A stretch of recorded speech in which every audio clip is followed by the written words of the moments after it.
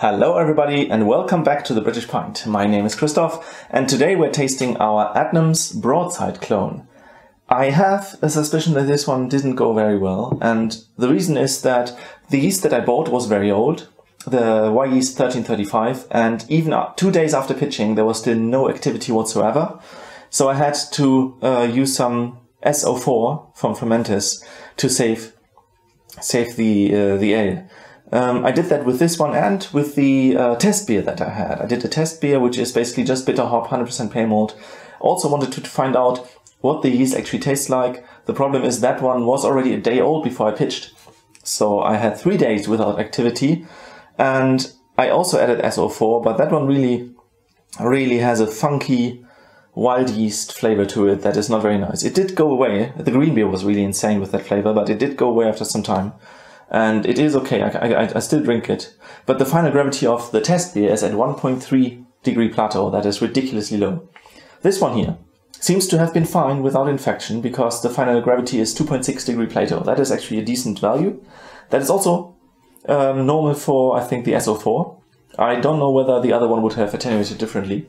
It might be that this one has a mixture of the two yeasts in it, so it would be a blend, which is actually correct compared to what Adnams does, but I don't know if SO4 is really their second strain. I highly doubt it. I think my test beer had a very faint flavor of some fruitcake, which is supposed to be the character of this beer, which means resin and rum and just caramelly flavors, you know, stuff like that. So maybe there will be some in there, but there will also be some SO4 flavor, and I did taste SO4 flavor in the test beer, definitely. So let's see. Carbonation should be fine. Yep.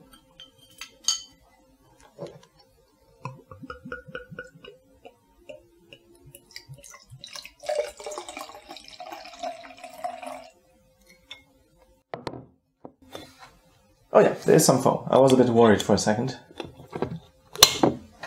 But no reason to worry. So the color is really nice. Bit of foam. Lower level of carbonation, which is what I usually like, though.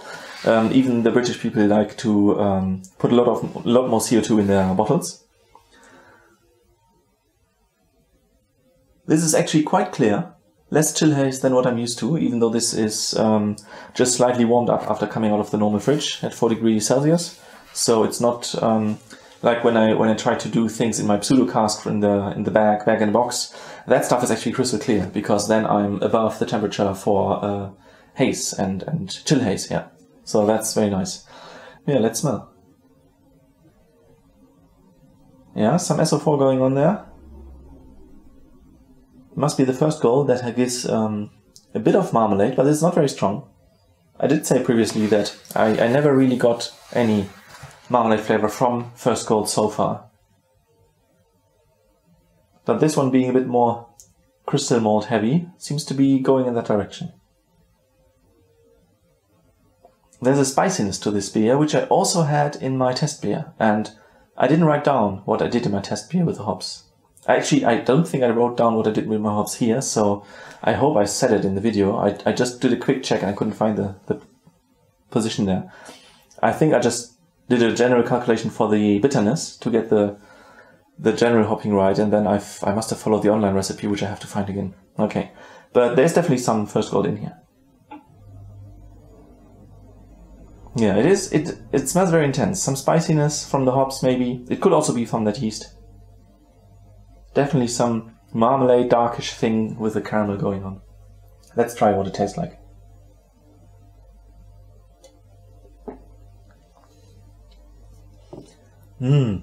That's really intense. A bit of alcohol towards the end. I think I'm above the 6.3% ABV, as you might have seen earlier if I posted the data on the screen. Yeah, so my attenuation is definitely stronger than what the people did, but I usually have a higher attenuation than what the brewers actually specify, so who knows. Even with yeasts that are very low in attenuation. Yeah, very intense caramel flavor in the beginning, and then there's a bit of layering going on there, which is always difficult to process when it's fast. I think there's some hoppiness in there that comes obviously from the First Gold, since this is a single hop beer. Yeah, I'll try again. Okay, so you have caramel on the mouth, then you have a bit of spiciness, That's really clearly hoppy spiciness. And then this is moved aside, and then you have the alcohol, the warmth on the tongue, really like a warming beer. I mean, this is a strong one, so it makes sense. And then towards the end you have, yeah, it's very late that you start noticing any bitterness at all. I wonder if I have too low bitterness in this one. But I think I actually took some pain to calculate this properly. It seems a very mild and balanced beer. Really just full of caramel malt flavor, and then some additions from the other components, which is really nice. I think I like this one. I wonder what it would have been like with just the Wyeast 1335, which is supposed to be one of the Adnams strains. Yeah, would have been interesting to see. But I would say this concludes this experiment. Very nice taste. I did have bottles of Adnams Broadside before, but only the ones I bought in Germany, and especially from cellars where I got really bad bottles of Fuller's without any flavor.